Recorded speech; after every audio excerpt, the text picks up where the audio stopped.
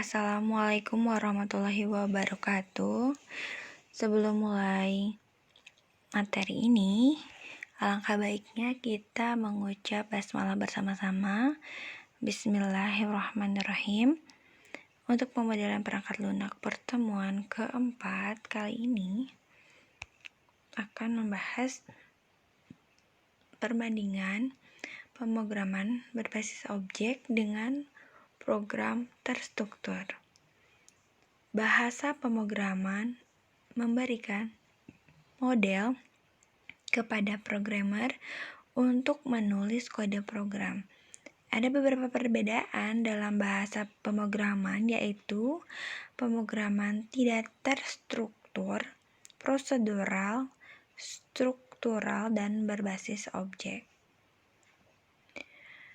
Nah, di sini ada yang tidak terstruktur, kemudian prosedural, struktural, dan berorientasi objek. Yang pertama, pemrograman tidak terstruktur. Pemrograman tidak terstruktur biasanya juga disebut programming monolitik. Seluruh permasalahan sebagai blok tunggal dan tidak ada keamanan sistem, sehingga akan sulit untuk menemukan kesalahan program. Yang kedua, pemrograman prosedural. Pemrograman prosedural memungkinkan sebuah program dipecah menjadi beberapa submasalah, tergantung pada fungsinya. Dalam hal ini, masalah disebut prosedur atau metode. Metode yang ada dalam program ini dapat dipanggil setiap saat selama program berjalan. Program ini memiliki variabel yang global, karena prosedur dalam program ini bersifat global. Bila ada kesalahan, akan sulit untuk menemukan kesalahan program. Bahasa pemrograman yang mendukung pemrograman prosedural yaitu Pascal, Delphi, dan C. Pemrograman struktural memungkinkan programnya dibagi menjadi beberapa modul, dan modul tersebut dibagi menjadi beberapa fungsi. Setiap modul dapat berjalan sendiri dan independen. Yang keempat, yaitu pemrograman berorientasi objek. Pemrograman berorientasi objek ini merupakan pemrograman yang dibagi menjadi sub-sub kecil yang disebut objek. Sedangkan data dan fungsi objek merupakan atribut objek. Data dari suatu objek hanya dapat diakses oleh fungsi yang terkait.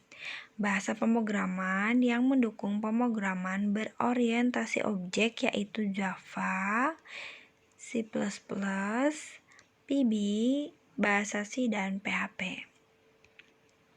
Oke. Coba perhatikan, di sini ada perbandingan antara pemrograman prosedural dan pemrograman berorientasi objek.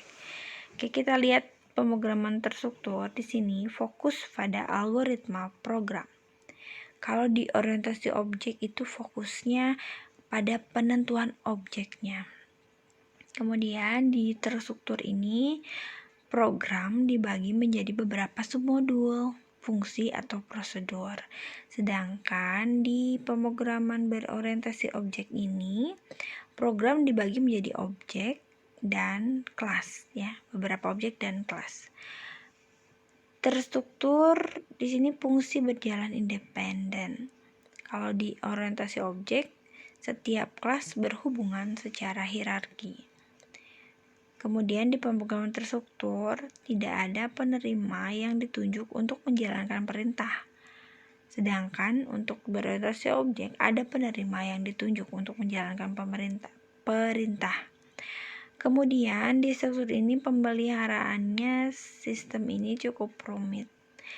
Tapi kalau misalkan berorientasi objek, pemeliharaannya atau maintenance-nya program itu lebih cepat. Nah, ini perbandingan antara pemrograman terstruktur dan pemrograman berorientasi objek. Kemudian untuk tambahannya, metode yang dipakai untuk terstruktur bisa disebut dengan waterfall atau air terjun. Kemudian untuk berorientasi objek nanti kita akan bahas tentang UML atau Unified Modeling Language. yang akan dipelajari selanjutnya.